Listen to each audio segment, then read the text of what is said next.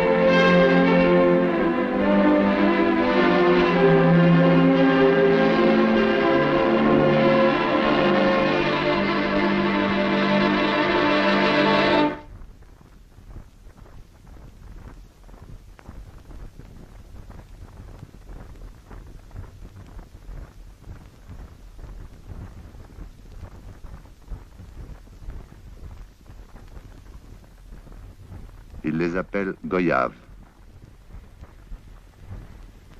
Ce sont des bombes à fragmentation. On les recueille et on les désamorce quand elles n'ont pas explosé. Une bombe mère en fait voler 300 dans un rayon d'1 kilomètre. Et chacune à son tour projette 600 billes d'acier à hauteur d'homme. Ces billes sont pratiquement sans effet sur le béton et sur le métal. Leur destination logique, c'est la peau humaine.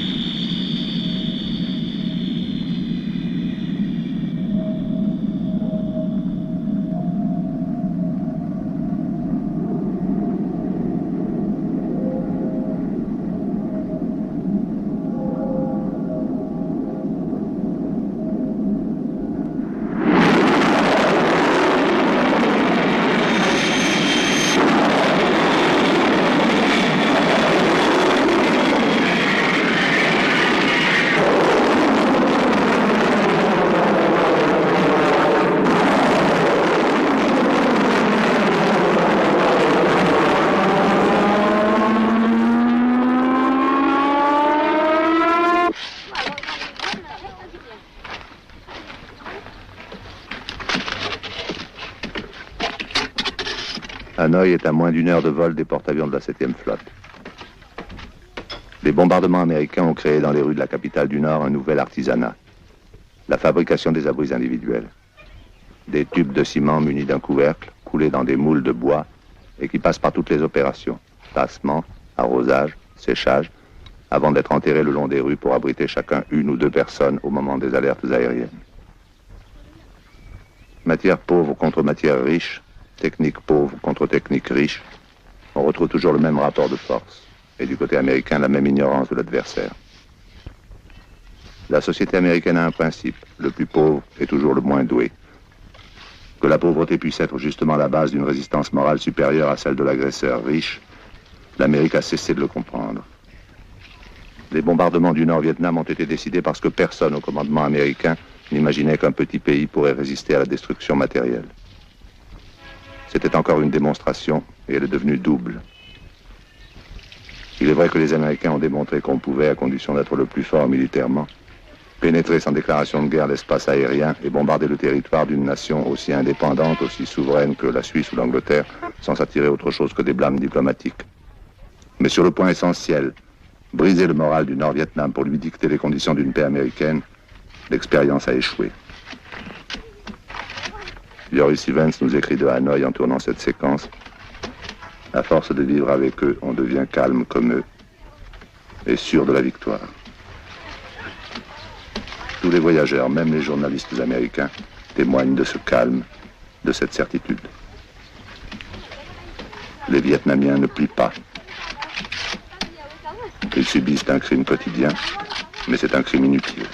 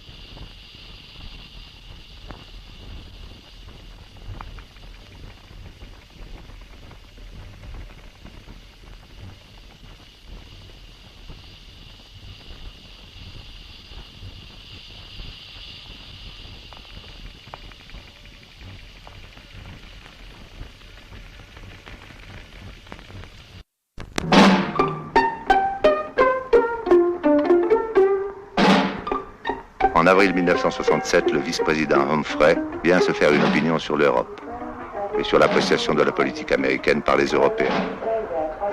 Il s'en déclarera enchanté.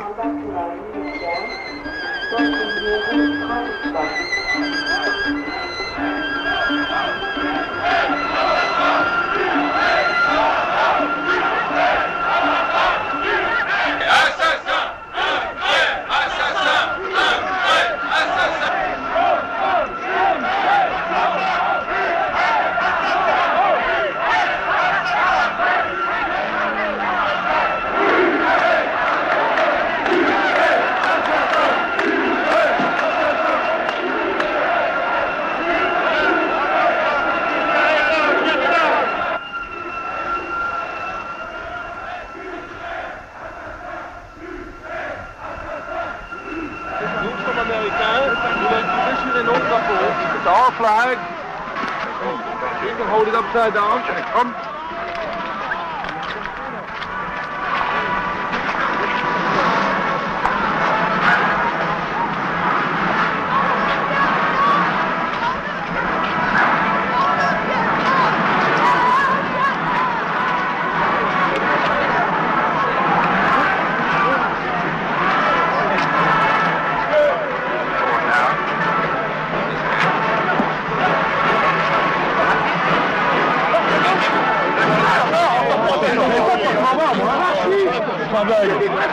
Mon Dieu! Ils nous prennent même les chaussures!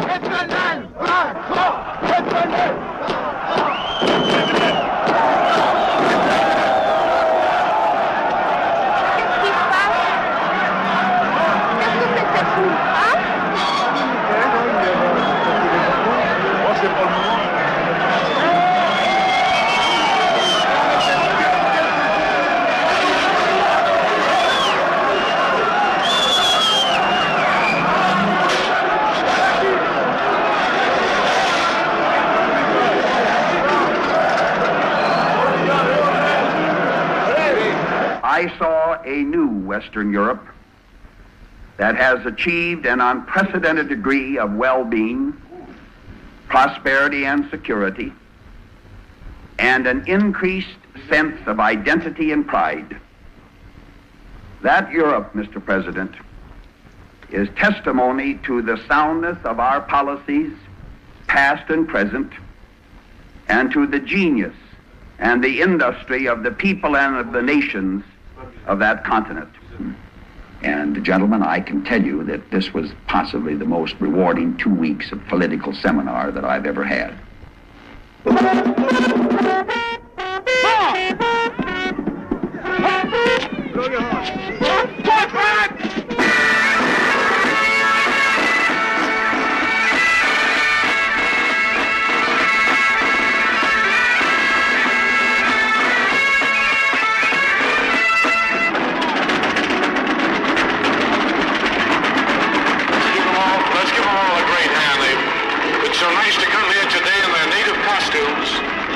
To show us that they too are loyal to America, that they are fighting for the same principles that we here in the United States fight for. Wake up, Tito. Tito is an enemy of the United States. America, the free world, depends upon you. Ladies and gentlemen, they do deserve a free hand.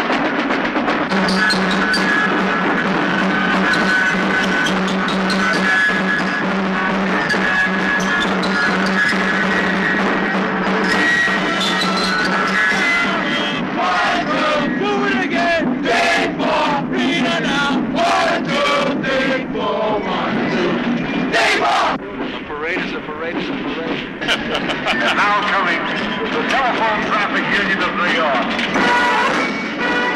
Beautiful conditions, You know, this is a parade. Parade is a parade is a parade. What do you think of this parade?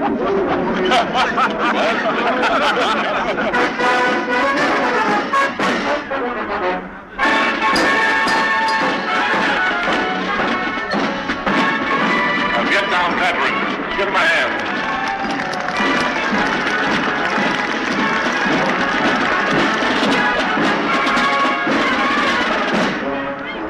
Now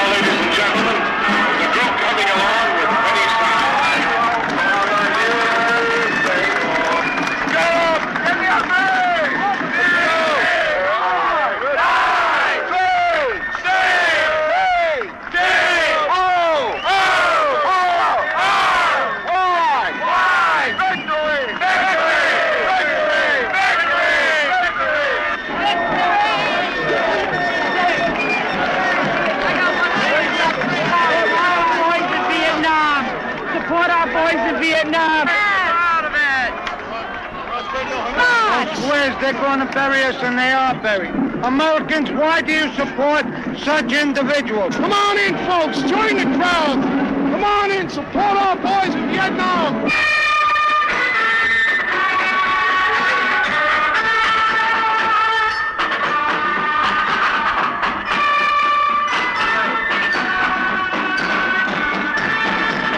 That you vote for the people who are supporting our brothers and sisters and everybody who's dying and supporting us in Vietnam. Support the USA! Hey, hey, what do you say? Let's support the USA! Hey, hey, what do you say? Let's support the USA! We're going to do it very orderly. Let's all say together the Lord's Prayer for our men in Vietnam. Our Father, who art in heaven, hallowed be thy name. Thy kingdom come, thy will be done, on earth as it is in heaven. Give us this day our daily bread, and forgive us our trespasses, as we forgive those who trespass against us. And lead us not into temptation, but to deliver us from evil. Amen. Thank you very much. Please leave in an orderly fashion. Support your local police. Hey, it's time for the 4 o'clock tour to come on. Let's go, boys. Thanks. And if you have any questions, don't Thank you. Thank you.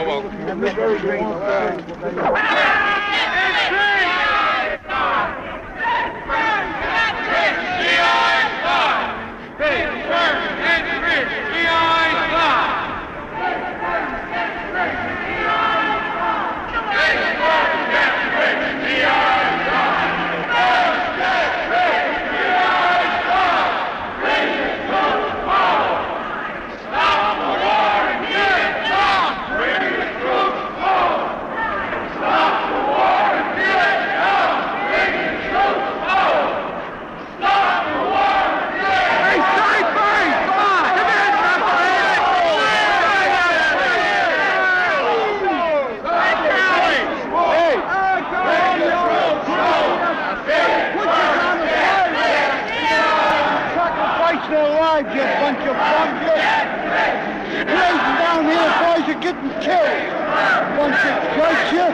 welcome.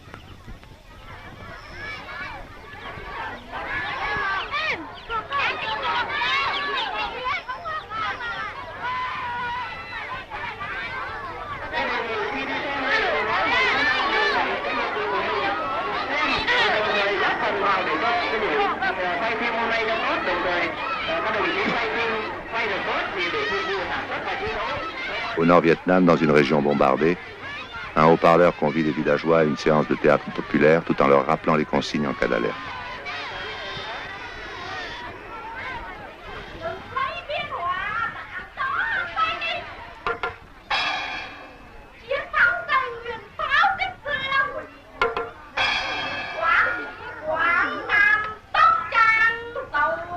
Les personnages de clowns traditionnels ont revêtu cette fois l'apparence du président Johnson et d'un conseiller qui pourrait bien être McNamara.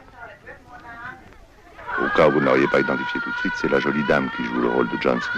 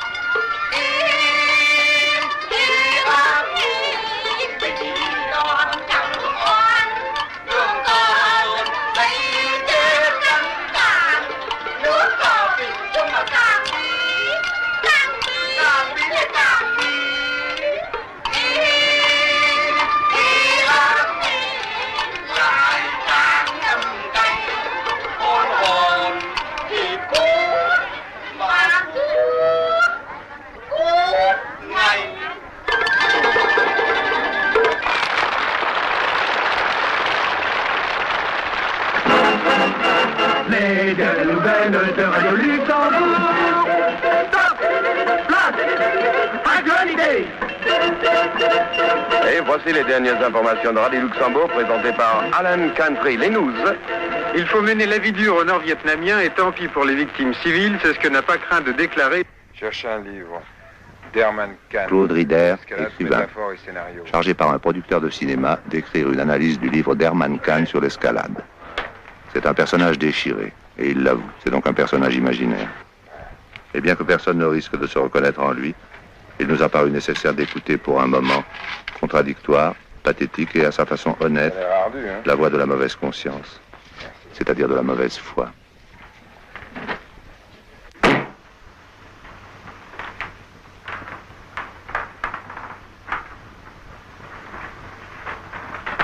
Tu ressembles vraiment à une chouette. Tu sais une chose? C'est la première guerre de l'histoire que tout le monde peut voir en même temps. Personne n'a jamais vu une guerre d'aussi près. Tout le temps au moment où elle se fait. Personne ne peut dire si j'avais su. Maintenant ils savent, ils le voient. C'est une belle saloperie cette guerre. C'est pas seulement le pape qui le dit, c'est des gros psésitrones. Ils savent, ils voient, les bombes font de vrais morts, les balles font de vrais trous. Pauvres petits orphelins égarés dans un monde qui les dépasse. Et puis quoi, la pitié, la peur. Et ça se passe dans un meuble. Pas au Vietnam, pas dans la tête, pas dans la rue, dans un meuble. On ne peut pas avoir peur d'un meuble. On a la guerre au Vietnam dans son salon comme grand-père avait la charge de réchauffer. Information. Tu sais à quoi elle amène, ce genre d'information? Encore le Vietnam.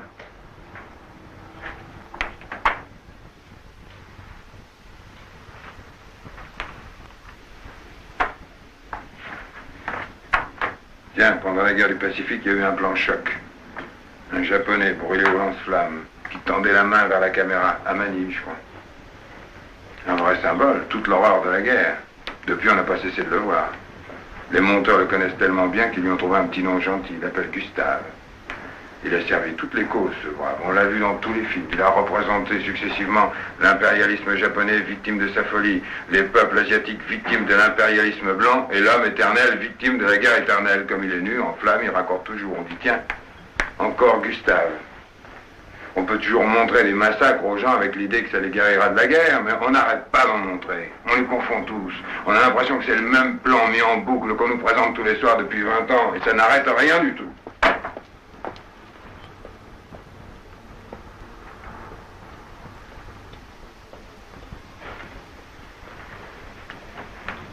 C'est facile une guerre. Tu vas pas savoir comme c'est facile. Ça demande juste un peu d'attention au début. S'arranger pour encadrer un groupe de jeunes gars jusqu'au premier mort, après ça roule tout seul. On se bat plus pour des idées, on a un copain à venger. Parce que vous n'allez pas dire qu'ils ne m'allont pas buter mon copain les fumiers, hein, Fini les sables mouvants, on est sur du solide à présent. On fait plus la guerre, on fait la vendetta. 10 millions de frères, l'arme à la main, pour venger leurs frères assassinés, leurs sœurs violées. On ne fait pas de politique, non. C'est la vendetta, c'est le crime passionnel, c'est l'acquittement assuré. Tiens, toi, moi, pour n'importe quelle raison, tu es en danger quelque part. Tu risques d'avoir mal ou de mourir. Et pour n'importe quelle raison, il y a un type là qui sait où tu es, qui pourra le dire. Et pour n'importe quelle raison, il ne veut pas le dire, il la boucle, hein. Il a ta vie, ta liberté coincée dans sa mâchoire, coincée dans sa sale petite tête close. Et je suis là en face, avec tout mon respect des hommes et tout mon assortiment de principes. Et je sais qu'en lui cognant sur sa sale petite tête close, j'en ferai sortir ta liberté ou ta vie. Et je hais la torture. Et j'ai signé des textes contre la torture. Et je sais qu'en lui faisant mal, je peux arrêter le mal qu'on te fait à toi.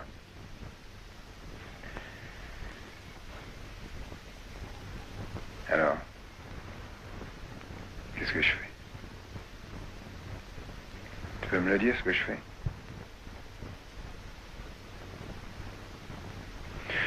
Remarque, je ne me suis jamais trouvé dans une situation comme ça. L'inverse, oui. Alors, j'ai toujours mes principes. Mais c'est une chance que j'ai eue, rien de plus. Je juge les autres au nom d'une chance. Je suis parti au maquis sans me poser de questions. Les Allemands étaient des monstres. Pas de problème. Viscéral. Je ressens encore une espèce de panique animale quand j'entends parler l'allemand.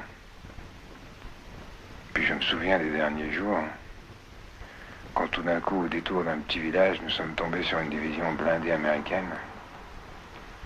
Les jeeps, les matériels lourds, les tanks Pantac, les chewing-gums 44.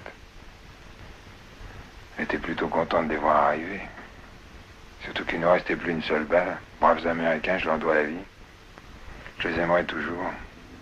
Jusqu'à la fin des temps, je continuerai à tuer les Allemands et à aimer les Américains.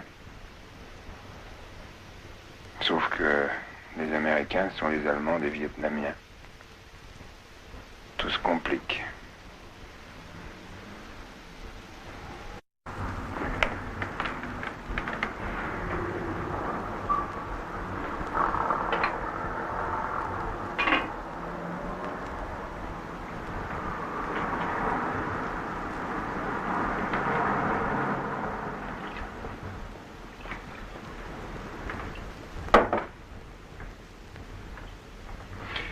Et même si on pouvait arrêter une guerre quelque part,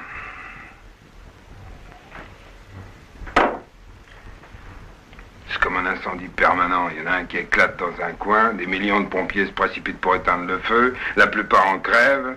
On éteint le feu, on respire, le temps de reprendre son souffle, ça reprend ailleurs. Et on envoie de nouveau des millions de pompiers qui se précipitent en crèvent, éteignent le feu, et ainsi de suite.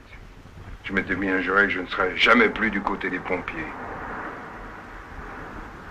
Je n'avais pas pensé qu'on pouvait être du côté du feu. Je me demande de quel feu, hein? Faut choisir. Le Vietnam, c'est parfait. Tout le monde est pour le Vietnam. Je connais un endroit où on donne des déjeuners Vietnam. Pour 1000 balles, tu as droit à un bol de riz. Le produit va à la Croix-Rouge comme en 14, avec les baguettes en plus. Seulement, à ma connaissance, il n'y a pas de bol de date pour les Yéménites, et pourtant, pauvres Yéménites. Et les Kurdes, hein? On les délaisse un peu, les Kurdes. Et les Soudanais. 50 000 morts en moins d'un an. Et qui ça trouble, ça, hein? C'est comme les cours de la bourse, le Vietnam est coté au plus haut, le Soudanais au plus bas et le Kurde est un peu mou. Vous dites que vous êtes du côté des victimes, mais c'est pas vrai. Vous les choisissez, vos victimes. Vous avez des victimes à la mode, celles qui vous arrangent. Personne ne peut porter toutes les morts injustes, c'est pas humain. Mais si on se met à regarder pourquoi celle-ci, pas celle-là, leur revenu annuel, la couleur de leur peau, on commence à trouver de drôles de choses en soi, au fond de soi. Une ségrégation des morts, une lutte de classe des morts. Alors le Vietnam, là, c'est l'unanimité, c'est la bonne conscience retrouvée, c'est la joie, le droit, la liberté, parce que le Vietnam, c'est les Américains, et les Américains, c'est des affreux, des pas comme nous, des pas cultivés, des tyrans, des colonialistes. 40 millions d'anticolonialistes en France. Ça n'était pas tellement aperçu pendant l'Algérie, mais nous avons fait des progrès gigantesques. Alors les Américains, on ne se gêne pas pour leur dire ce qu'on en pense, les gros rusés, hein. Remarque qu'en même temps, les investissements américains en France atteignent 2 milliards de dollars. Et aucun rapport. Voilà. Paris ouvre ses portes pour laisser partir les militaires et entrer les capitaux. Moyennant quoi on peut être anti-américain, solidaire du tiers-monde, en toute quiétude, on est couvert.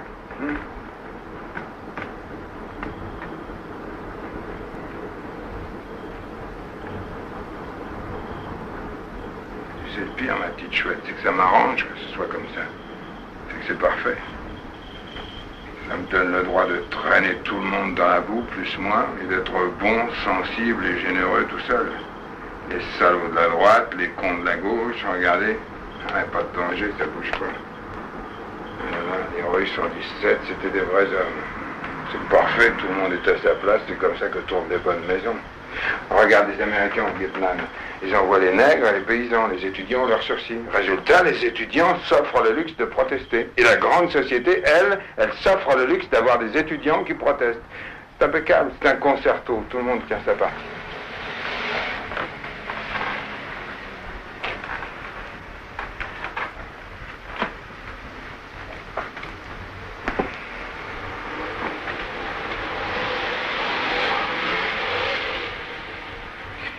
C'est pourquoi je me mets à les détester, ces Américains.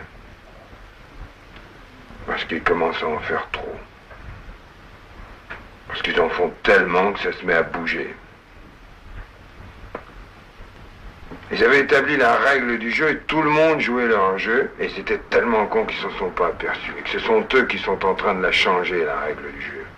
Ça pouvait durer indéfiniment. L'affluence, la coexistence. Et ce sont eux qui vont nous empêcher de jouer. J'étais bien au chaud, moi, dans ma confusion. Et voilà les autres qui viennent me bousculer. Fast Johnson. Bobby est plus malin. Il sait bien que la vieille baraque avait encore assez de souffle et assez de ressources pour continuer comme ça. Il y avait du pour, du contre, du yin, du yang, mais on vivait quand même mieux qu'il y a 100 ans.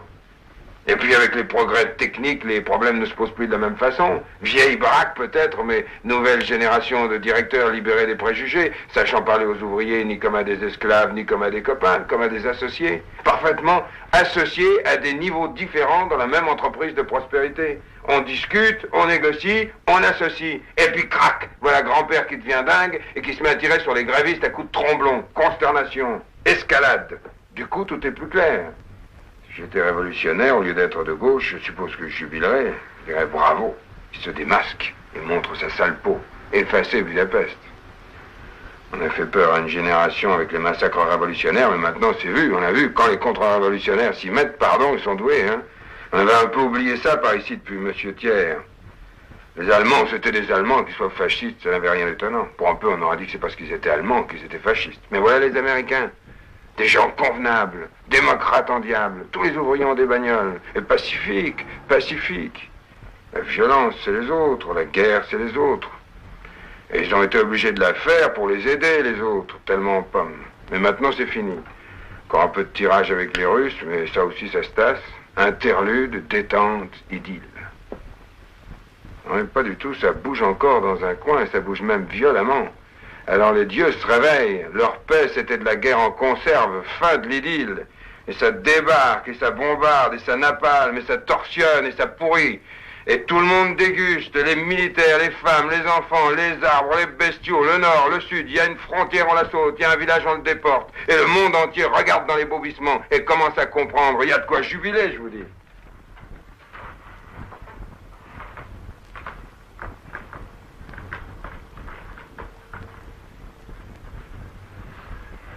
Ben, moi, je ne jubile pas. Je n'ai qu'une vie, ils n'ont qu'une vie. Il faudrait que je sois drôlement sûr de savoir donner la mienne pour avoir le droit de les applaudir quand ils donnent la leur. Autrement, ça ressemble trop aux imbéciles du dimanche assis dans leur stade. Allez, Vietnam! Alors là, je bloque. Je veux pas comprendre. Non, c'est comme si le Vietnam était devenu autre chose qu'un pays. Autre chose même qu'un symbole. Une expérience. Et qu'entre ceux qui attendent qu'elle réussisse et ceux qui attendent qu'elle rate, il s'était établi une espèce de complicité monstrueuse pour qu'elle dure. Et là-dessus, c'est vrai, je me bouche les yeux et je me bouche les oreilles. Parce que si ça veut dire quelque chose, c'est justement que ça dure. Que tout dure, qu'il n'y a pas de fin à rien, ni à la guerre, ni à la cruauté, ni à la violence, à rien.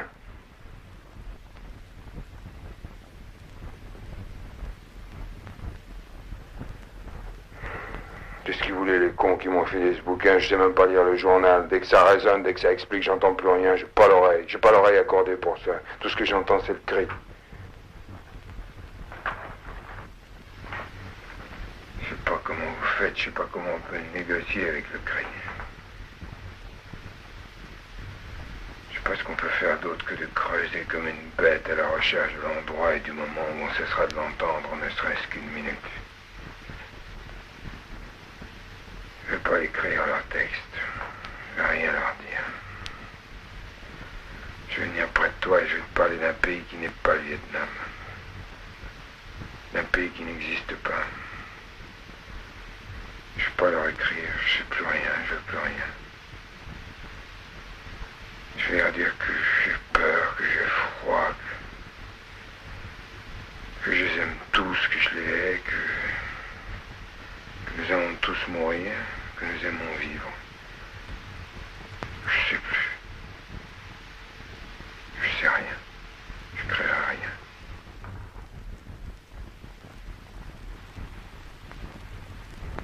La politique d'intervention des États-Unis au Sud-Vietnam est en train de saboter les accords de Genève ainsi que la paix et l'unification. Le 20 juillet 1954, un général français et un commissaire Viet Minh signent les accords de Genève. La guerre d'Indochine, la guerre française, est terminée.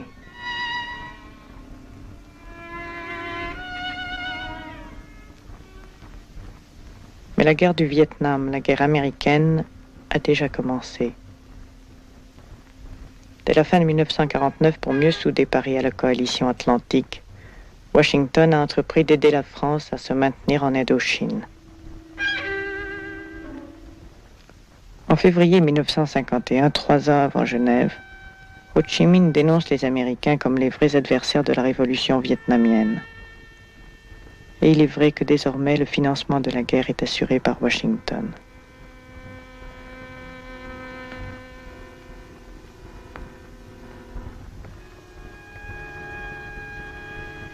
Avril 1954.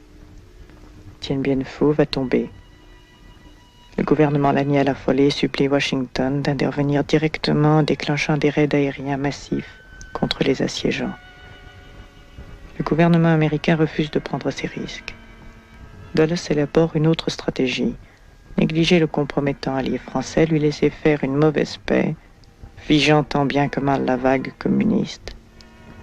Puis, à partir d'un tremplin préservé, préparer la contre-attaque anticommuniste. Le mot est prononcé le 3 juin par Dulles, 6 semaines avant les accords. Les États-Unis n'ont pas voulu se battre, mais ils ne veulent pas non plus s'associer à la paix qui n'est à leurs yeux qu'une trêve. La déclaration finale de la conférence de Genève garantit aux Vietnamiens que leur pays, provisoirement divisé pour les besoins de la détente internationale, sera réunifié avant 2 ans. Les Américains refusent ce texte. Ils déclarent seulement qu'ils ne détruiront pas les accords par la force. Étrangement, tout le monde se contente de cette maigre assurance.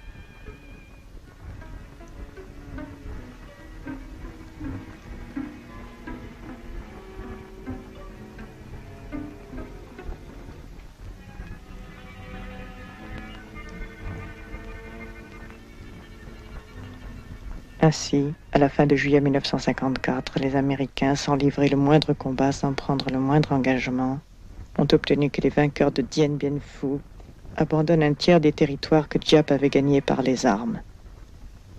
Il suffit de ne tenir aucun compte des promesses de Genève pour transformer cette négociation en marché de dupes.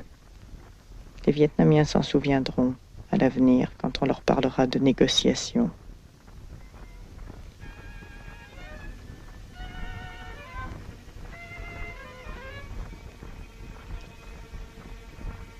Alors débute la contre-attaque américaine. Washington utilise les clauses des accords de Genève qui permettent la survie d'un régime tout dévoué et ignore les autres. Première opération, le transfert des responsabilités militaires et politiques de la France aux États-Unis. De juillet 1954 à avril 1956, Washington obtient l'effacement à son profit de ce qui reste de présence française. Le Viet Minh a signé avec les Français qui ont pris des engagements. Il se retrouve face aux Américains qui n'en ont consenti aucun. Seconde opération américaine, la mise en place du régime des mandarins catholiques. En 2 ans, un coup de gros chèque de chasse aux sorcières et de loi d'exception, un bastion anticommuniste de type sud-coréen est créé à Saïgon. Quant aux élections pour la réunification du pays prévue pour 1956, il n'en est plus question. Le général Eisenhower écrira dans ses mémoires que des élections au moment des combats auraient donné 80% de voix aux communistes. À la fin de 1956, les dirigeants de Hanoï doivent faire face à 2 évidences pénibles. La réunification pacifique du Vietnam n'aura pas lieu. Saïgon s'y oppose, approuvé par Washington, et ni Moscou ni Pékin ne sont décidés à prendre des risques sérieux pour assurer l'application du traité. Deuxièmement, aux Français fatigués se sont substitués à Saïgon, toujours en violation des accords de 1954, des Américains revanchards. Les vainqueurs de Dien Bien Phu se voient ainsi frustrés par une série de tours de passe-passe de la victoire qu'ils ont remportée sur le terrain. Ils sont refoulés et enfermés dans le ghetto du Nord, que la modicité de ses ressources agricoles voue à la pénurie, et donc, à long terme, à la dépendance vis-à-vis de la Chine. Au Sud, c'est la répression policière. Le gouvernement du Nord pourrait-il accepter longtemps cette situation ?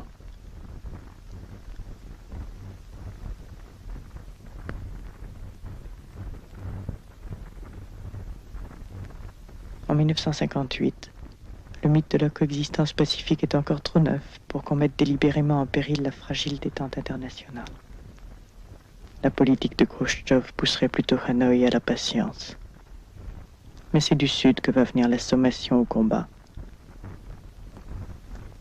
Au sud du 17e parallèle, en effet, tout ce qui se réclame de la gauche est voué à la destruction. Le gouvernement Diem a sa Gestapo et ses camps de concentration.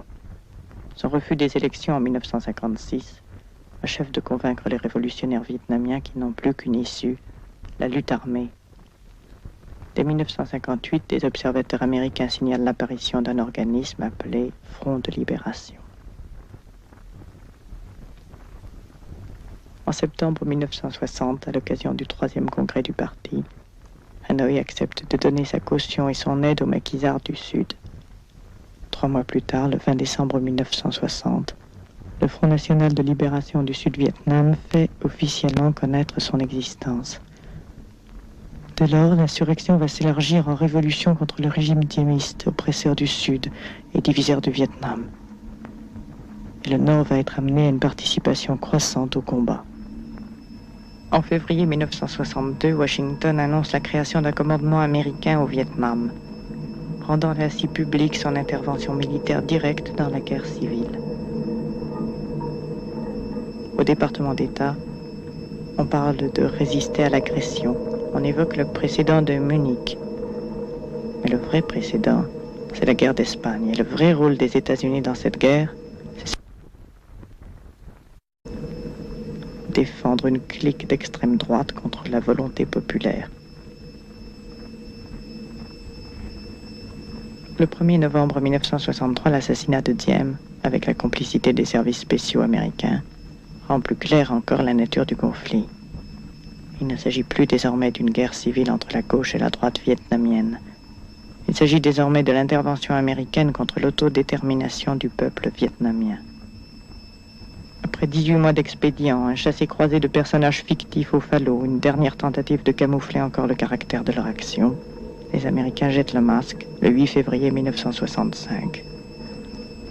Incapables de gagner la guerre sur le terrain, c'est-à-dire dans la jungle et la rizière du Sud-Vietnam, ils la portent au nord en systématisant les bombardements. C'est l'escalade. Depuis lors, cette escalade s'amplifie. Les bombardements dont vous avez vu l'image ne sont pas des opérations de guerre, ce sont exactement des séances de torture. Le but est de faire plier la victime, de briser sa résistance, et les agresseurs n'en font pas mystère. Mais cette fois, le supplicié n'est plus à la merci du tortionnaire. Il se bat. Il se battra jusqu'à sa victoire, dont il a déjà défini les termes. Intégrité territoriale, réunification, autodétermination, fin des ingérences étrangères. Les Américains se trompent en croyant qu'en bombardant le Nord, il pourra gagner la guerre dans le Sud. Jamais, jamais, ils gagneront cette guerre. Jamais, jamais, nous submettrons. Parce que notre guerre, c'est une guerre patriotique, c'est une guerre juste, et nous sommes décidés à lutter, que ce soit 5 ans, 10 ans, 20 ans ou davantage, nous gagnerons. Cette idée de victoire qui n'est pas la sanction d'une conquête mais la reconnaissance d'un droit. Il est assez vain de l'opposer à l'idée de paix. Pour un Vietnamien, la paix reste le seul but, mais la victoire reste le seul chemin.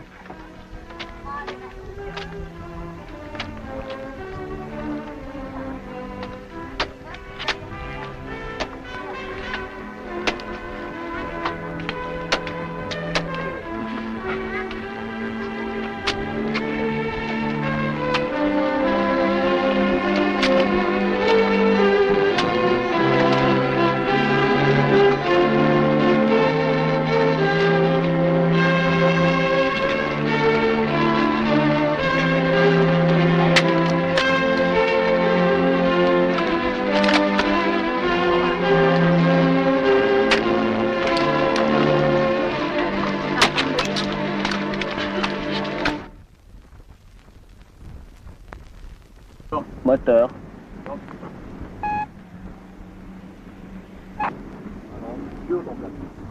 Vietnam Goddard 1, première.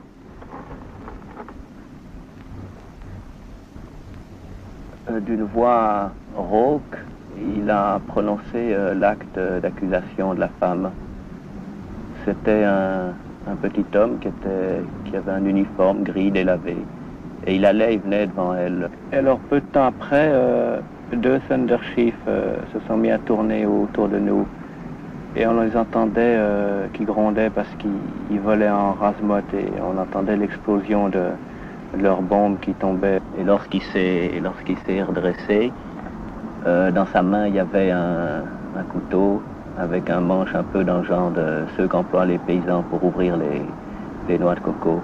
Parce que les chasseurs bombardiers sont équipés de mitrailleuses de 20 mm qui peuvent tirer, je crois, 6000 coups à la minute, c'est-à-dire produire une série d'explosions absolument effarantes. Les paysans étaient toujours immobiles et ils contemplaient le spectacle. Il y a une fusée F-105 qui a passé avec un miaulement vraiment à 1 mètre au-dessus de nos têtes. Et tout ça avec quelque chose de très étrange. Et les paysans étaient était toujours immobile et il regardait le spectacle. Tout ça avait quelque chose de très étrange. Eh bien, je pense que si j'avais été un caméraman des actualités, un caméraman de la télévision du réseau ABC de New York ou San Francisco, si j'avais été un caméraman des actualités soviétiques, c'est ça que j'aurais filmé, je pense. Mais j'habite Paris et je ne suis pas allé au Vietnam. Je voulais aller au Nord-Vietnam il y a un an et demi. Je me souviens, j'avais écrit à la délégation nord-vietnamienne ici et je leur avais demandé l'autorisation de venir filmer chez eux. Puis à Hanoï, à La Lapre, au bout de 7 ou 8 mois, enfin j'ai appris qu'ils avaient refusé parce que j'étais pas, enfin pour eux, j'étais pas, je pense, un garçon sur lequel, enfin disons aux bases, disons à l'idéologie un peu vague et sur laquelle ils ne pouvaient pas compter. Enfin je pense qu'ils avaient sûrement c'était une très bonne raison, ils n'avaient pas tort. C'était une époque où je voulais aller enfin comme c'est difficile de faire du cinéma en France, enfin c'est une époque où je voulais aller, je me disais il faut aller à Cuba, en Algérie ou à la rigueur en Yougoslavie. Et puis ce refus de Hanoï enfin m'a montré enfin qui vraiment puisque je suis parisien, enfin il n'y a pas de raison de ne pas faire de cinéma à Paris. Alors j'ai pris la décision, enfin dans chaque film, de parler du Vietnam à tort et à travers si on veut, mais disons à travers plutôt.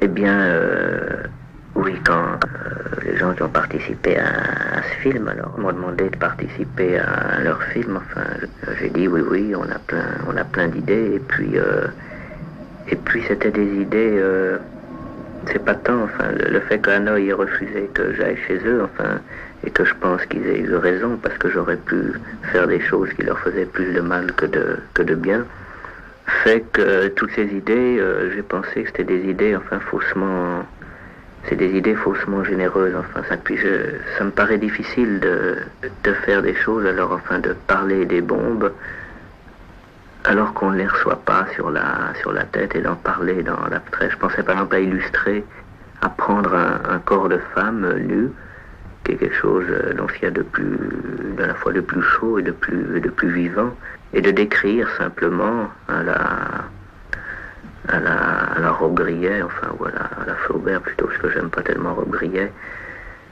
de montrer quels seraient les effets d'une bombe à billes sur un corps de femme.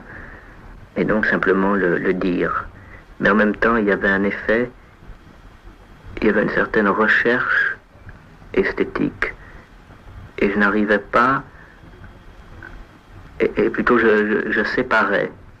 Je n'arrivais pas à faire coïncider, à faire que l'effet, disons que le contenu et la forme, je puisse l'exprimer du même moment. Et donc c'était mauvais parce que cette idée, cette forme n'était pas à l'intérieur du contenu, elle n'en était pas l'expression normale comme la peau recouvre le corps et en fait partie totalement, autant que le cœur.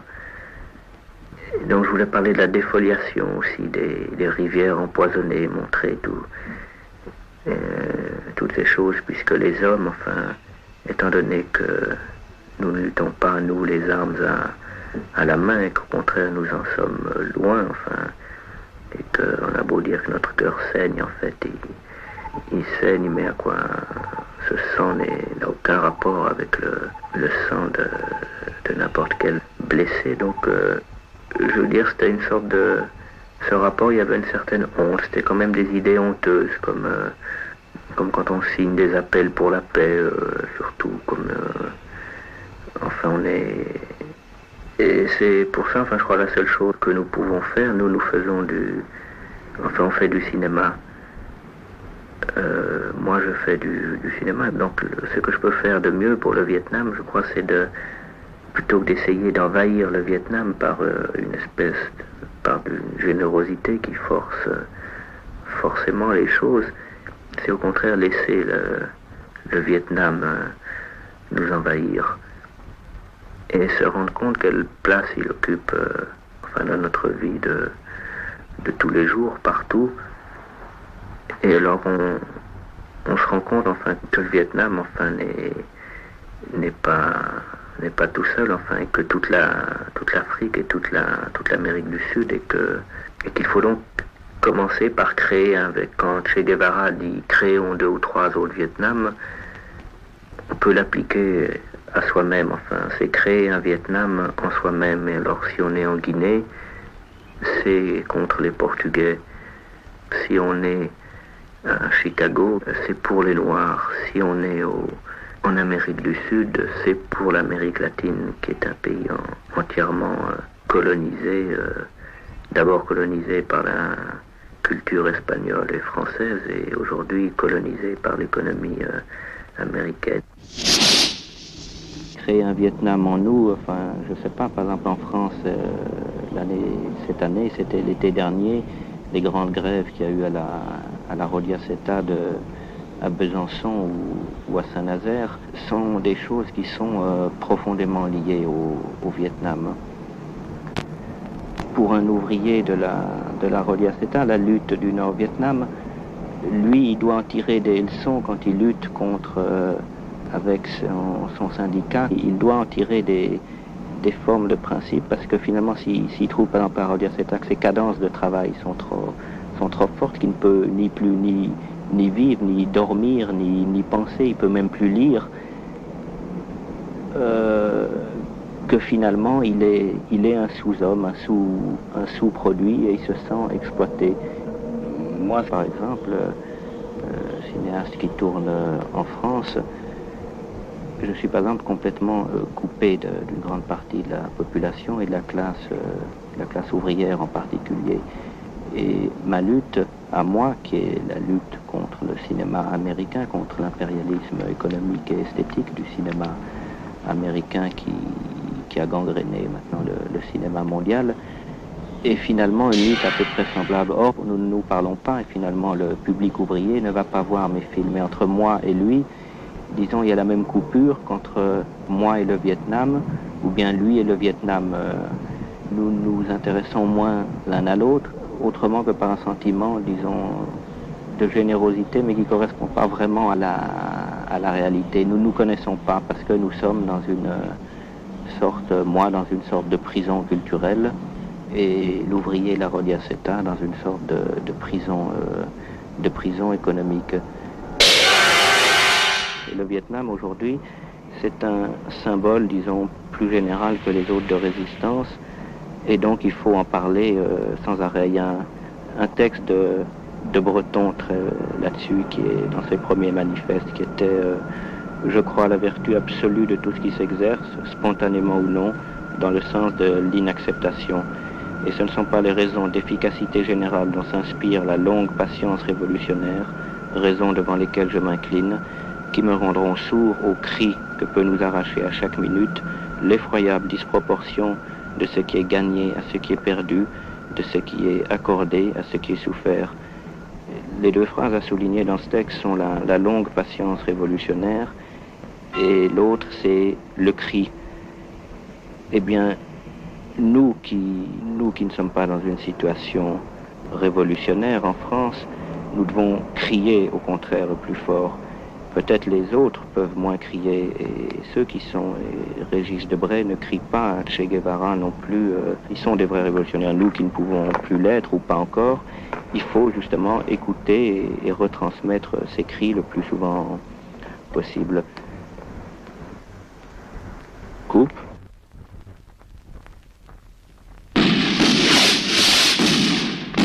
Le chanteur américain Tom Paxton explique le but de guerre des États-Unis. Protéger le Vietnam des Vietnamiens. I got a letter from LBJ. It said, "This is your lucky day. It's time to put your khaki trousers on. Though it might seem very queer, we've got no job to give you here, so we are sending you to Vietnam. And Lyndon Johnson told the nation, have no fear of escalation. I am trying everyone to please. Though it isn't really war, we're sending 50,000 more to help save Vietnam from Vietnamese. I jumped off the old troop ship, I sank in mud up to my hips. I cussed until the captain called me down. Never mind how hard it's raining, think of all the ground we're gaining. Just don't take one step outside of town. And Lyndon Johnson told the nation, have no fear of escalation. I am trying everyone to please. Although it isn't really war, we're sending 60,000 more to help save Vietnam from Vietnamese. Every night the local gentry slip out past the sleeping sentry. They go out and join the old VC. In their nightly little dramas, they put on their black pajamas and come lobbing mortar shells at me. And Lyndon Johnson told the nation, have no fear of escalation. I am trying everyone to please. Though it isn't really war, we're sending 70,000 more to help save Vietnam from Vietnamese. We go round in helicopters like a bunch of big grasshoppers searching for the Viet Cong in vain. They left a note that they had gone, they had to get down to Saigon, their government positions to maintain. And here I sit in this rice paddy wondering about Big Daddy, and I know that Lyndon loves me so. Yet how sadly I remember way back yonder in November when he said I'd never have to go. And Lyndon Johnson told the nation, have no fear of escalation. I am trying everyone to please. Though it isn't really war, we're sending 100,000 more to help save Vietnam from Vietnamese.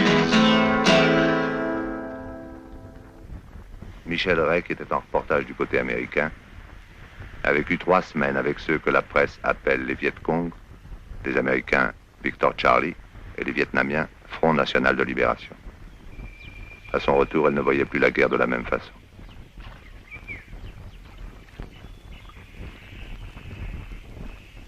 Tous les jours, 100 tonnes de napalm et 200 tonnes de bombes de toutes sortes sont déversées sur le sol Sud-Vietnam et pour la contribution de la seule Air Force.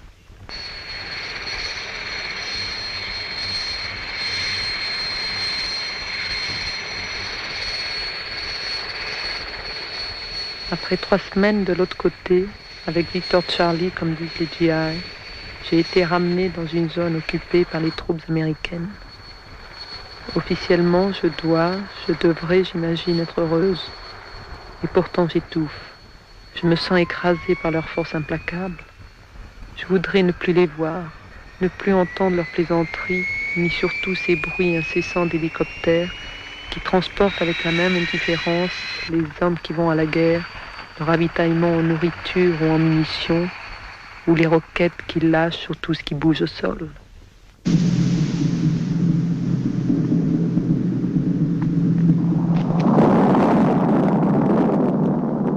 3 semaines pendant lesquelles j'ai sursauté au moindre bruit de moteur ou de réacteur.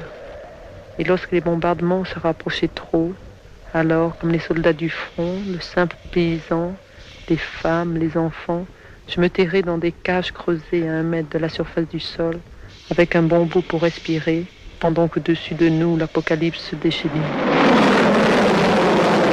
La peur, le manque d'air, le sol qui tremble, nous nous donnons la main. Nous avons besoin de sentir que la chaleur humaine existe. Le calme revenu, le danger éloigné, la vie reprenait ses droits et leur rire me touchait jusqu'au plus profond du cœur. Mais Joe, Jack ou Mike ne veulent pas croire en cet ennemi qui a la tranquille assurance de ceux qui savent qu'ils triompheront un jour. Ils préfèrent penser aux statistiques de la propagande officielle affirmant « le Viet Cong a mauvais moral ».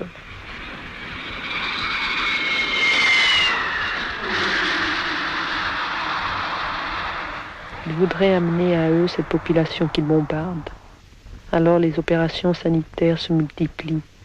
Les GI se transforment en infirmiers et leur regard signifie clairement « Vous voyez, nous ne sommes pas des monstres ». Leur conscience est nette et la journaliste américaine pourra faire un excellent papier.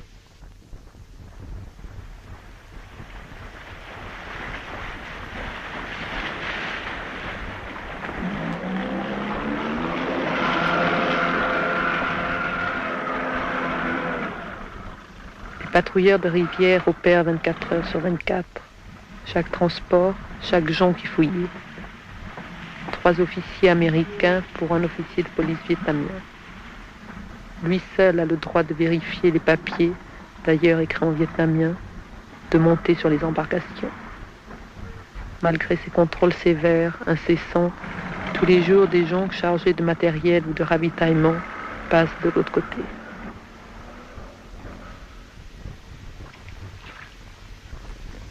Dans d'autres zones, dans la province de Binh Dinh en particulier, à cause des bombardements incessants, la population a été évacuée dans des camps de regroupement.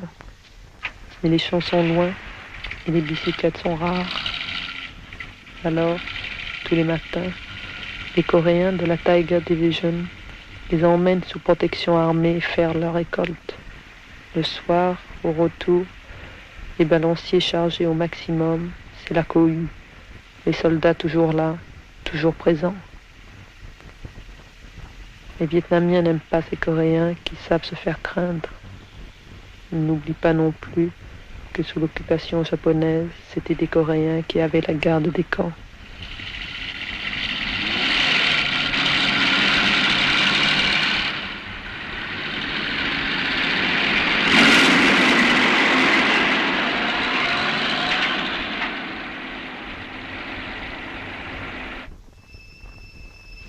Toutes les semaines, le nombre des réfugiés augmente. En les voyant, je ne peux m'empêcher de penser à ce que m'avait dit un de mes compagnons Viet-Cong. Le terrain gagné par les Américains veut dire bons habitants déplacés dans des camps de regroupement que nous appelons, nous, camps de concentration. Les impérialistes les appellent peut-être des ralliés, mais ils sont pour nous et continuent à faire office d'agents de renseignement. Leur cœur n'est pas de l'autre côté. Pour eux, l'ennemi, ce sont les Américains qui bombardent, qui les forcent à quitter les villages en abandonnant tout. S'ils ne sont pas tous guérilleros en armes, ils sont tous pour nous.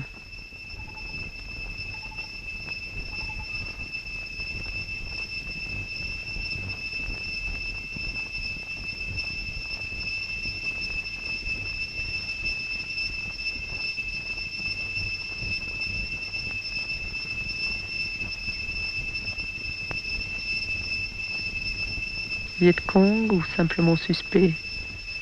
Ils me regardent, m'examinent. Je voudrais leur faire un clin d'œil, leur dire que si j'étais vietnamienne, je me battrais avec eux, car il ne me serait pas possible de croire au gouvernement de qui et à ses fantoches.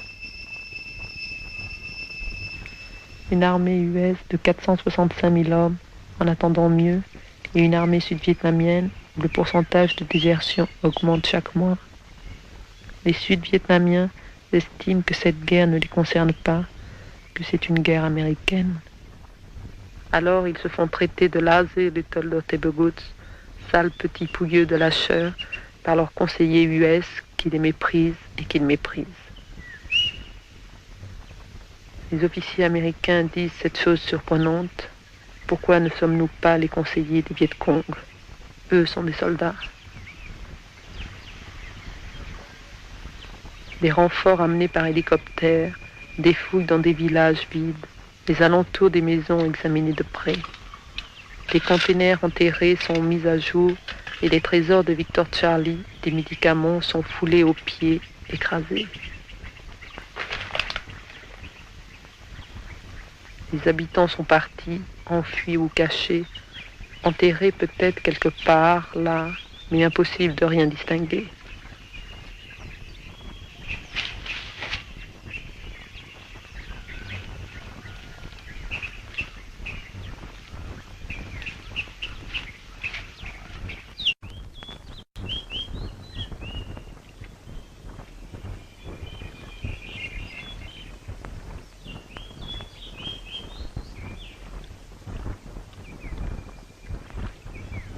Des suspects. Mais qui n'est pas suspect au Sud-Vietnam? Même les femmes, même les enfants doivent suivre. Ils seront interrogés eux aussi. Il est toujours difficile d'être un témoin, surtout le témoin impuissant d'une guerre. Être derrière la caméra ne signifie pas être neutre. Je filme un côté, mais mon cœur est en face avec ces suspects, avec ce gosse.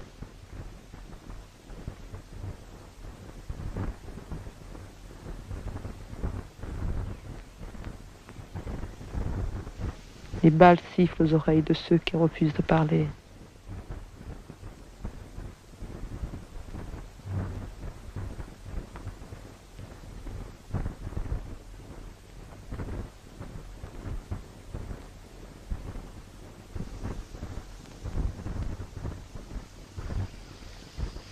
Et la longue marche reprend à la poursuite d'un ennemi qui se dérobe sans cesse et qui finalement garde l'initiative des opérations.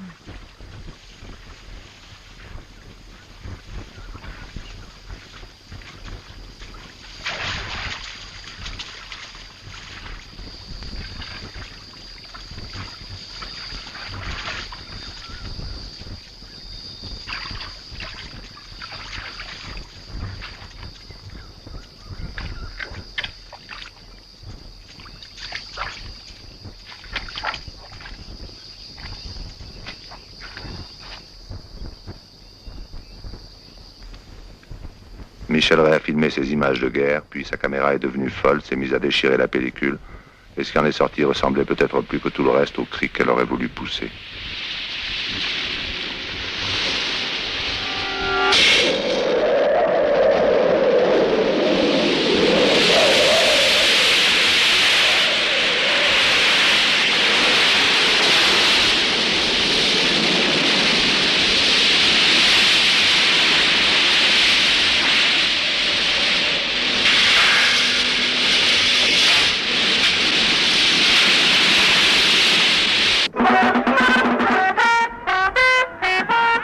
The situation in Vietnam has been accorded the most intensive news coverage in history. Le général Westmoreland, commandant en chef des forces américaines au Vietnam, présente la thèse officielle des États-Unis. Their own image of the war. The real objective of the war is the people. What we have is not a civil war.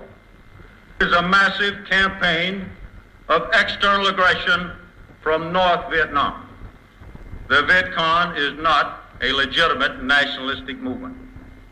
It is a movement organized, controlled, and supported by the Communist government of North Vietnam. What support it gets from the people in South Vietnam is largely the result of terror, intimidation, and murder. One of the regrettable facts of war, any war, is the casualties that are not confined to the military forces involved. There are civilian casualties in Vietnam. And these are of constant concern to me, my commanders and men. But civilian casualties do not result from indiscriminate use of our firepower. They are caused by mechanical failure or human error. This is in sharp contrast to the Viet Cong policy of calculated attacks on civilians. Never in history of warfare have so many precautions been taken by men in combat.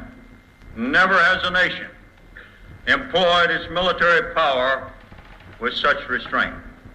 I am constantly impressed by the concern for the lives of others shown by the men of my command. They know that they are helping to stop the spread of communism in Southeast Asia and to give the people of South Vietnam a freedom of choice. But they are dismayed, and so am I, by recent unpatriotic acts here at home. But I am mindful that the military war in South Vietnam is, from the enemy's point of view, only part of a protracted and carefully coordinated attack. He does not understand that American democracy is founded on debate, and he sees every protest as evidence of crumbling morale and diminishing resolve.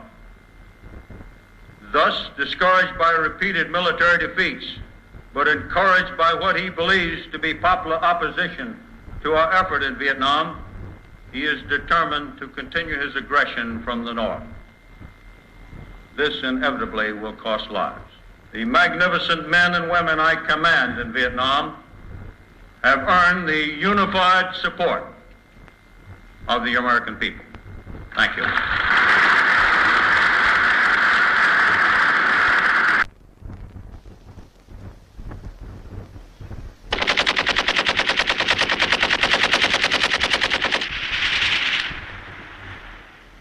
leçon de Victor Charlie, c'est que la réponse à la bombe atomique n'est pas une autre bombe atomique, mais la plus ancienne forme de résistance humaine, la guerre de guérilla. Nous avons demandé à Fidel Castro, qui connaît passablement la question, de nous dire comment et pourquoi la guérilla doit gagner. Sobre la cuestión acerca de si la lucha armada es el único camino para la liberación, lo que puedo responder es que, por lo menos en las condiciones de nuestro país, no había otro camino. Y en nuestra opinión, en las condiciones de la inmensa mayoría de los países de América Latina, no hay otro camino que la lucha armada. Y esa parece ser la situación también en muchos otros países de Asia y de África.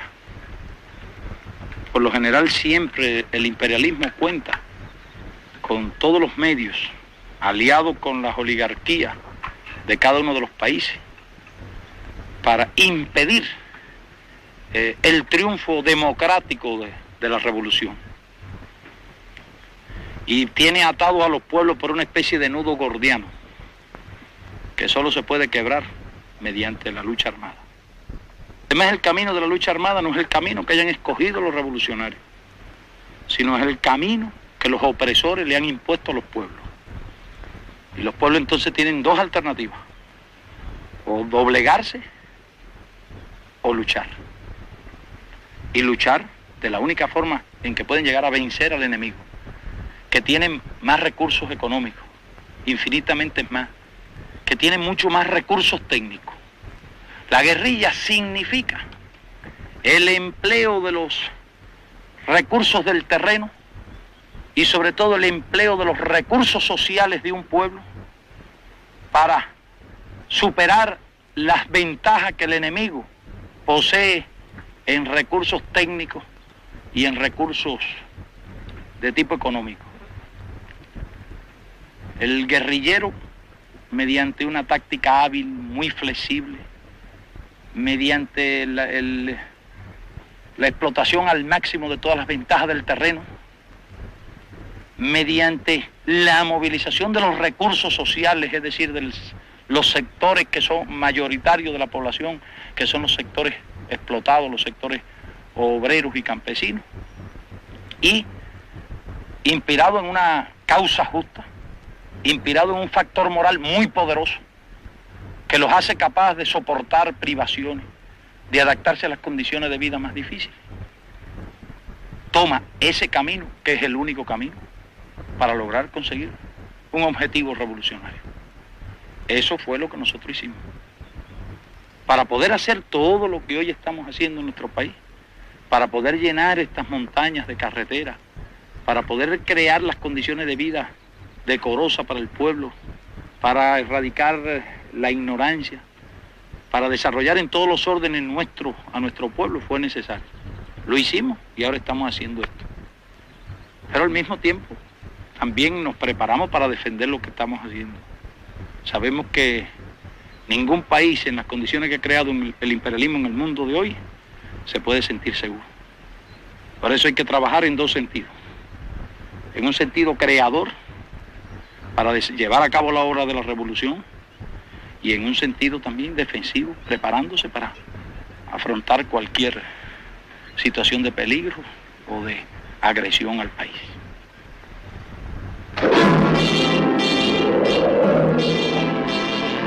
Vietnam le ha demostrado definitivamente al mundo y a todos los revolucionarios y a todos los pueblos que se enfrentan al imperialismo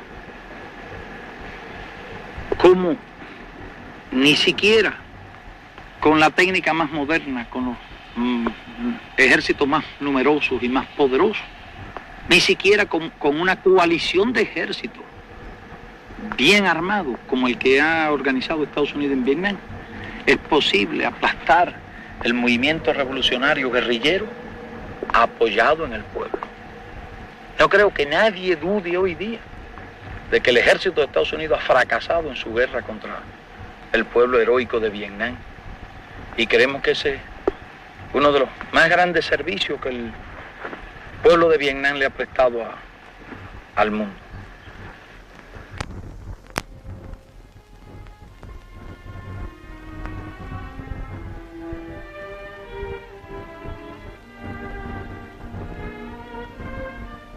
On November 2nd, 1965, Norman Morrison, a Baltimore Quaker, killed himself in front of the Pentagon by setting fire to his gasoline-soaked clothes. In inflicting violence upon himself to a limit hard to exceed, he wished to bear witness to the violence inflicted upon the Vietnamese people by his compatriots. The effect of his sacrifice upon the Americans is still difficult to measure, but the Vietnamese have got his message, and they have understood it. Nguyen, a Vietnamese who lives in Paris with her 3 children, spoke to us about Morrison and his wife Anne, to whom Morrison wrote a few moments before his act. I have seen what I must do as clearly as on that Friday night in August, when I knew that you would be my wife.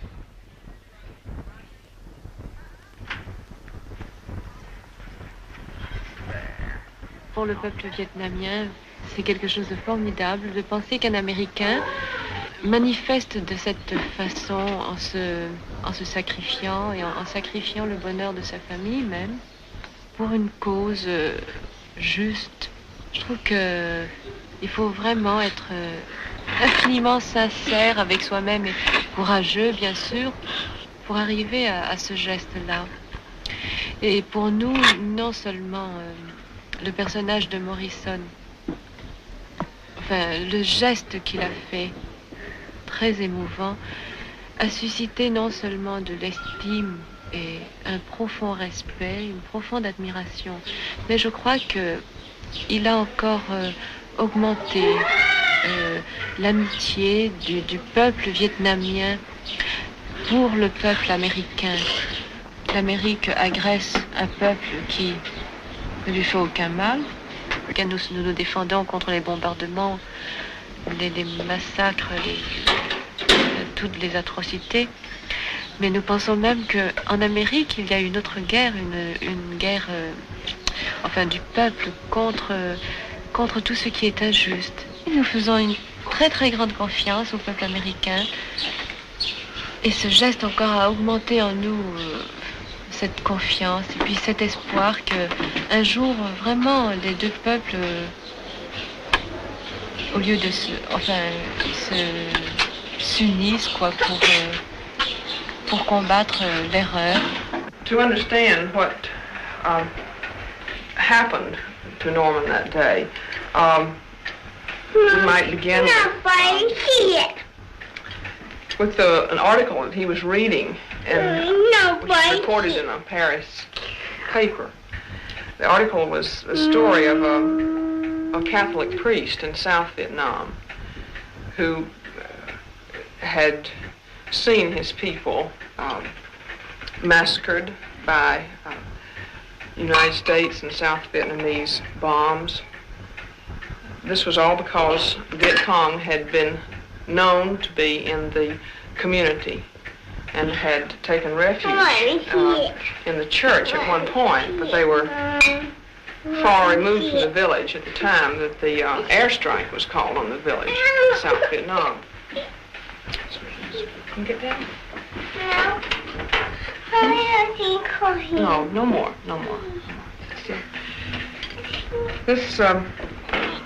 This article was extremely moving to Norman.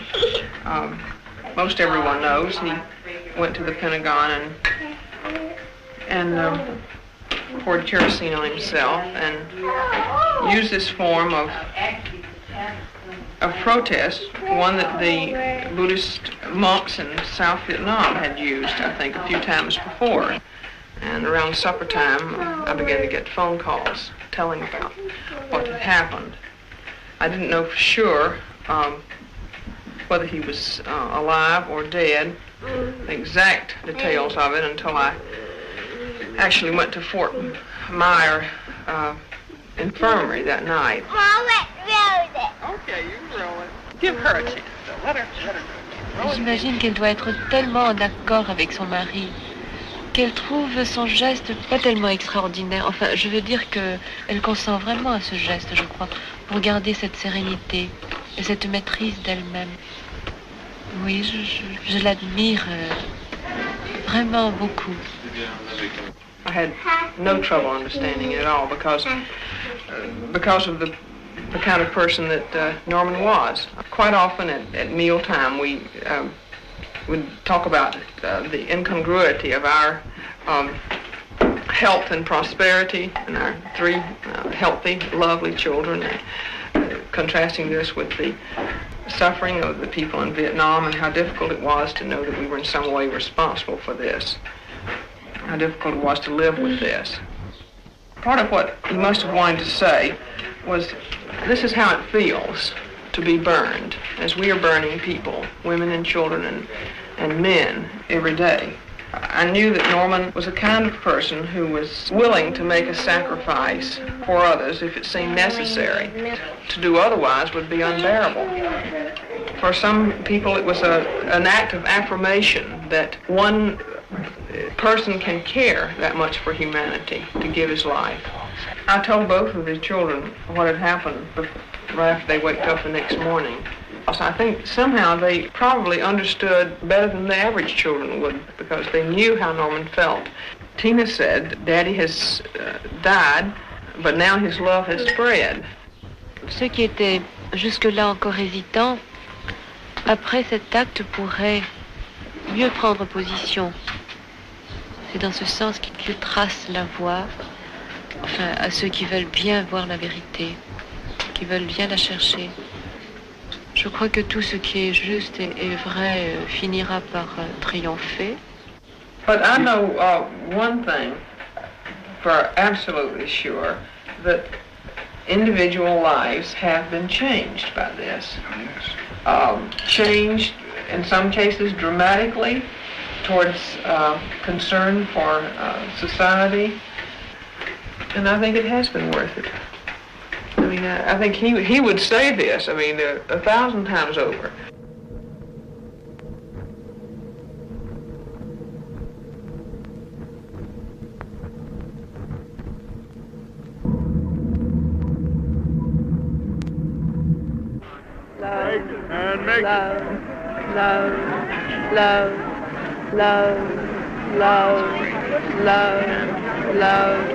Peace. Stand in there and he said peace. Ces démonstrations antipatriotiques blâmées par le général Westmoreland vont culminer le 15 avril 1967. Du centre de New York au bâtiment des Nations Unies et dans les rues des grandes villes américaines, plus d'1 demi-million de gens manifestent. Il y a là le Conseil national des églises, le SNCC, le contingent des Indiens d'Amérique, le Parti communiste, le groupe des non-affiliés et beaucoup d'autres.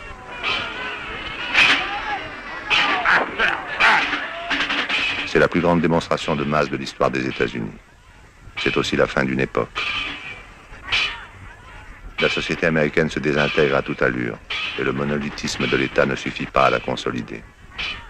Les forces militaristes de droite, officielles et non officielles, sont armées autant qu'elles peuvent l'être, mais on voit ici apparaître ceux qui vont passer de la protestation à la résistance.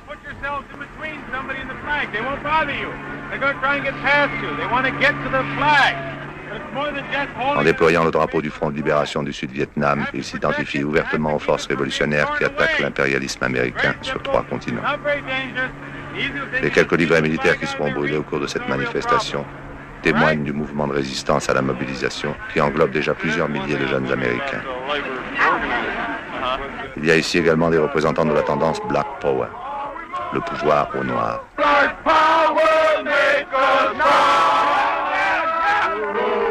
D'autres sont restés chez eux.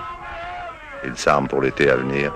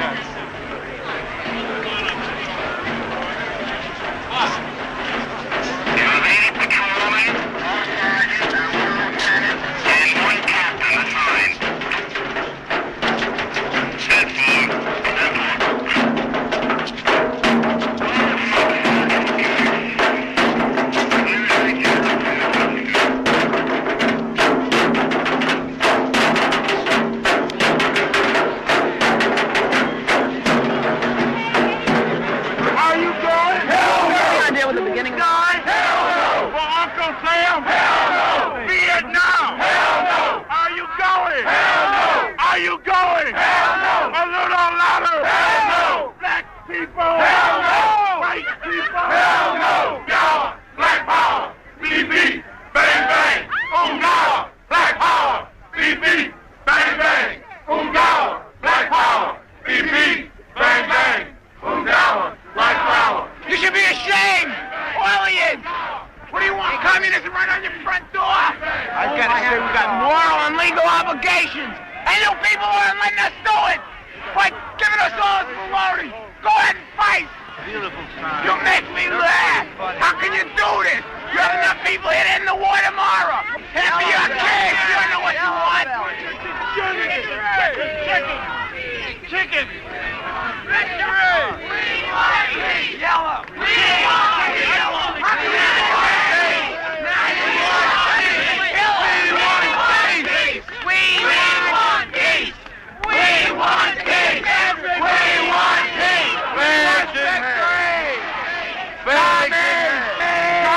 Let your voices be heard against North Vietnamese aggression, against rule by terror.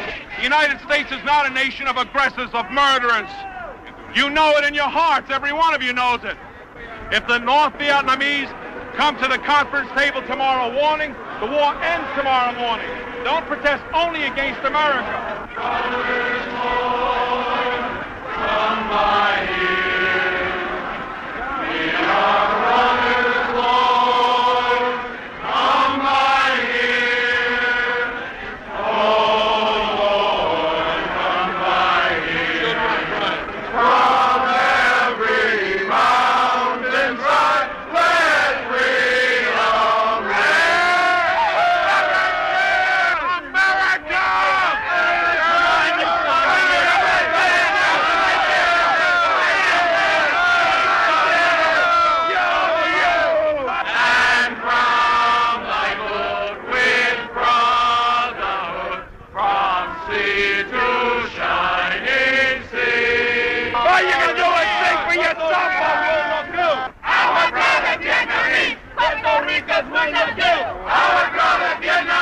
Puerto Ricans will not kill. Our brother Vietnamese. Puerto Ricans will not kill. Our brother Vietnamese. Puerto Ricans will not kill.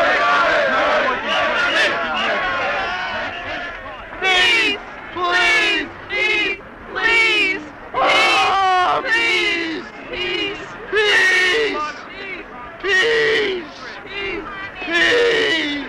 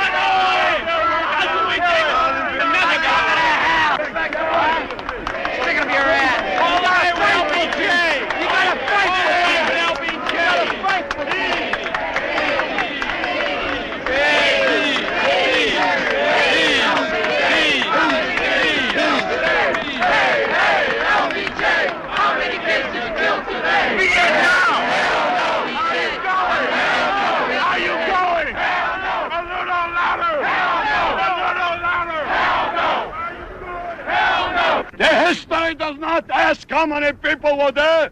The history asks, was this the greatest mass demonstration in the American territory anywhere in the world against the war? And the answer will be yes. The whole issue is between the power structure of the Western world want to police the whole entire world with white supremacy of nationalism. No black man should go because it is a genocide against the history of the black peoples in America. We are tired of fighting this. I'm for killing the Vietnamese people when they come here. That's right. So they're fighting for liberation, independence, democracy, equality, and peace. And the Viet Cong are never going to surrender. They're never going to give their country away. And America, #1, is responsible for all the trouble in the world. Right. The late President Kennedy said in his state visit to Brazil, he said, It is not the communists in the world that create trouble. It is the capitalist pimps themselves who create trouble. That's right. You quote If any rich man would go, he's not going nowhere. He wants you to go. You the fool. You the suckers, man. You understand me? You the slave. We want that right. Not that. Then when you go to Vietnam and come back, you understand me? Then he tell you, you can't do this and you can't do that. Why? I haven't been fighting then. If I can fight, I can do what I want inside America. How the hell are you going to get nonviolent? And then they say nonviolent. They say peace. But they go to another country and fight. For what? Violent over in Vietnam. America is violent. Very violent. Look, you go and you die over there. How? What? What is the reason? What kind of war is that over there in Vietnam? Do you agree about that war over there? I don't. The world is against that war. In other words, you're saying that you would not fight for your country if you had to, right? You would not fight? You don't realize, but the North Vietnamese are not the ones we are fighting. The ones we are fighting are communists. I don't see why anybody in the United States should sit here and stand by and demonstrate and everything else and tell how they wouldn't fight for their country. 500,000 peace marchers, and you call them communists. The South Vietnamese that they are fighting with the American troops, the Americans are no more sure they don't trust anymore. And we see. I didn't finish. You know the Indians' old expression? You don't speak with a straight tongue. You speak with a forked tongue. Somebody has to do the job, Johnny. No, mister. No, mister. We don't need dirty job. We need the view to clean job, not dirty job. Well, if them cats were over here from Vietnam, you wouldn't be here. What about the clean job? How long you been in this country? How long you been in this country? How long you been in this country? Don't bother at me, mister. As gentlemen, you can debate with me. You can learn something. I can learn something from you. Don't put your hand on me to sue I am paid for. But I see that you are already a little bit. Yeah, I'm a hothead. No. Well, get sober, mister. I'm sober, Judge. How long you been in this country? That don't mean this morning. Oh. You don't like it here? Go back. This is the first day. Then go back. Go back. But I go back. Will you go back from Vietnam? I go back. I was in Vietnam. Will you go back? I'm referring to Paul. I know about Paul. Follow him. Now, he wants one second. Come next. I'm going to ask the man 10 minutes. Just stand up. Just stand and look at him.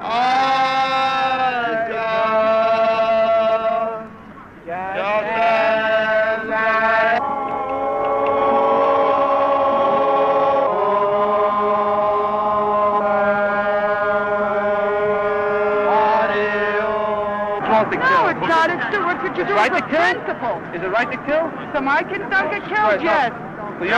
What's so special about your kids than any other kid in the world? They're mine. I'm an individual and they're mine. Because you want to see your kid happy, destroy the rest of the kids in the world? Survival is for the fittest. Well, that's a selfish mother. If you was a regular Here in Hanoi, all of you would be executed. I was in China in 1944. And if you were caught with drugs, pardon me, if you were caught with drugs, pardon me. Papers lately, my country, right or wrong, it's my country. Finish the other half of it.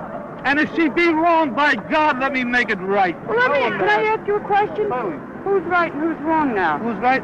The Viet Cong right, the Russians right, or we? Here's the point. Who's right or wrong? I'm asking you a question. I just want an answer to If it's regardless of who kills, it's wrong, and who starts a war, it's wrong. Yeah, but who's right and wrong right now? And if you have to kill to defend yourself, then you're You're not right. answering my question. Who's right and who's wrong? The United States is wrong. Oh, and the others are right? Because of one thing. It's only for right after Congress that you're standing here alive. Come here, don't walk away now. Listen to my point. Are you kidding me? Listen to my point. We're wrong? Every day people are dying in Vietnam. We stand around here like a bunch of idiots. You don't know what a bomb is, do you? None of you know what a bomb is. I'll show you what a bomb is. This is a bomb. Heaven and earth shall pass away, but not one word shall pass, he says. According to that comes the judgment. That judgment is at hand. Jesus is coming soon. Thank you. Hey, Bob.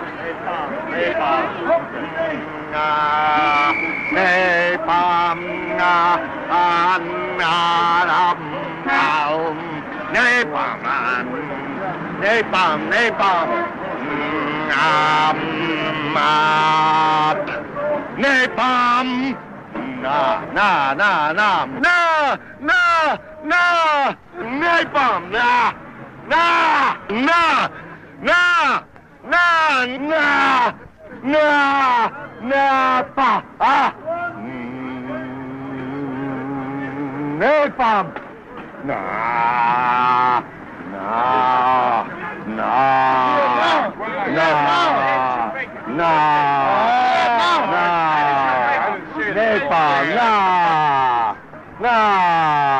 I get it now. Napalm.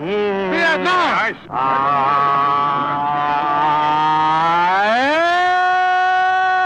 What does napalm mean? Napalm. Nobody knows what napalm is? Napalm. No, I don't. Napalm, that's what it means? Napalm. You don't know what it is? No, what is napalm? Napalm is jellied gasoline. It's being used in Vietnam to burn up people in villages. Look at me. It clings to people's. What is napalm? Well, napalm is jellied gasoline. Jelly gasoline? Yeah. The napalm. Napalm. We need you in here. You ever heard of it? Yes, I seen it. Versus up in the The soldier. You know what napalm is? napalm. What's napalm? See, it's kids like this that are getting burned up by napalm. Kids like this and this one and all, people like you, grown-up people, they're being burned up for no good reason at all. It isn't even helping anything that anyone could want. And that's why they don't stop this war. There won't be any.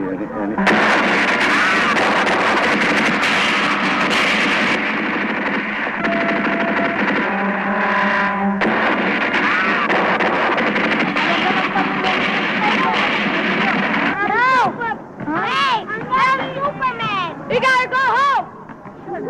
Look at that! I'm Superman!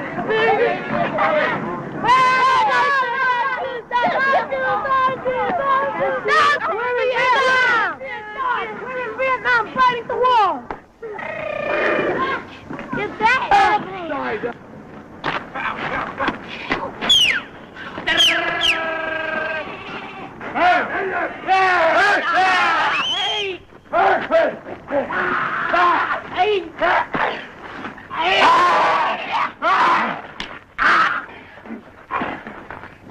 Documental proof that the Americans have been doing to the Vietnamese. Scream. Go ahead, scream.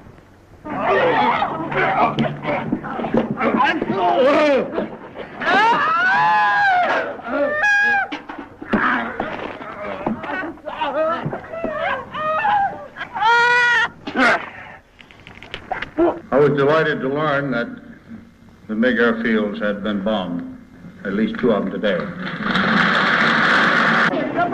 Spaceman, kill late saver. Spaceman, kill late saver. Spaceman, kill late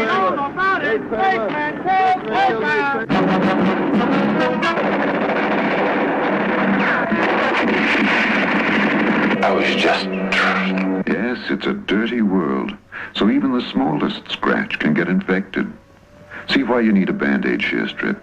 It keeps dirt out and lets healing air in. So protect every scratch with a Band-Aid shear strip. Ready? Aim? Press the button. And 60 seconds later, it's like opening a present. And Carmichael repeated his call for resistance to the war in Vietnam. Hey, you talking about you don't want to be violent, and the honky gonna snatch you up and send you to Vietnam to shoot people, and you come back here and say, yeah, we don't believe in violence. It's all right to shoot yellow people. It's all right to shoot everybody else, but Lord, don't shoot this honky. You have to recognize what they talk about. Lyndon B. Johnson can't tell you that violence never accomplishes anything. If the honky believed it, tell them to use nonviolence in Vietnam. It's going to be a question of putting maximum pressure on the enemy. We'll have to grind him down. In effect, we're fighting a war of attrition, and the only alternative is a war of annihilation. which I think we've ruled out as a matter of policy. So the end is not in sight. We must be prepared for bitter fighting in the days to come.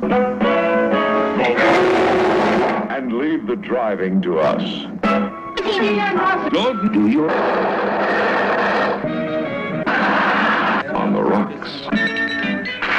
Now I use shake and bake. It is true that over here, the Americans, many of them say, better dead than red. They don't mean that, believe me. These people want to live. They don't mind fighting that war as long as it's 10,000 miles away. The worst thing that could happen to the American morale would be some damage to a city on its own shores. The Americans do not know what it's like to live under bombardment. They feel very happy waging a war 10,000 miles from its own shore. The war that the United States is waging now is a war to suppress revolutionary movements everywhere. At 100 miles an hour. Weekends, it looks like. Here we go again. The cousin, Helena, from Jack. That's her brother Jack. Helena, sweetheart, much from cousin Brucey from Jack Gavish. And they live out there in Queens. Helena, sweetheart, we love you, and I'm so happy you enjoyed the Cousin Brucey show. This is New York, you know. Happy birthday to cousin. Got a big date coming up, huh? Not sure where to take this chick? Yeah, what? We can win the war in Vietnam.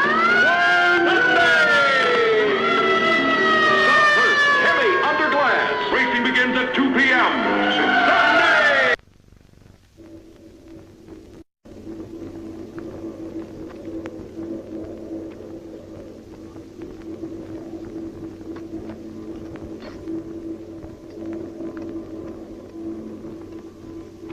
Dans quelques minutes, ce film va s'achever. Vous allez sortir de cette salle et, pour beaucoup d'entre vous, retrouver un monde sans guerre. C'est aussi le nôtre et nous savons à quel point il est facile d'oublier certaines réalités. Nous sommes loin du Vietnam. Le Vietnam de nos émotions et de nos indignations est quelquefois aussi loin du véritable Vietnam que le serait l'indifférence. Nous vivons dans une société qui a poussé très loin l'art de se cacher ses propres buts, ses propres vertiges et surtout sa propre violence.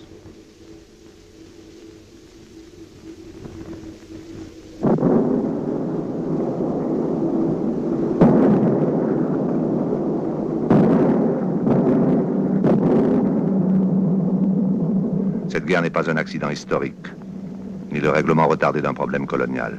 Elle est là, autour de nous, à l'intérieur de nous.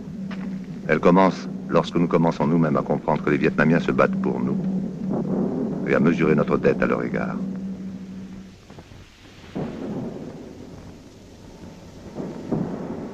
Lorsque les Vietnamiens disent arrêter cette guerre, oui, mais pas à n'importe quel prix, on dit qu'ils ne sont pas raisonnables. C'est vrai que les Vietnamiens ne sont pas raisonnables. C'est vrai qu'ils sont fous, ces Vietnamiens, et que leur intransigeance violente en nous des habitudes liées à nos privilèges. Mais la folie vietnamienne est peut-être la sagesse politique de notre temps. Et le premier mouvement honnête que nous pouvons faire vers eux, c'est d'essayer de regarder leurs défis en face. Devant ce défi, le choix de la société des riches est assez simple. Ou bien cette société devra accomplir la destruction physique de tout ce qui lui résiste. Et c'est une tâche qui risque de dépasser ses moyens de destruction, ou bien elle devra accomplir en elle une transformation totale. Et c'est peut-être aussi trop demander à une société au comble de sa puissance. Si elle refuse ce choix, elle n'aura plus qu'à sacrifier ses illusions rassurantes, à accepter cette guerre des pauvres contre les riches comme inévitable, et à la perdre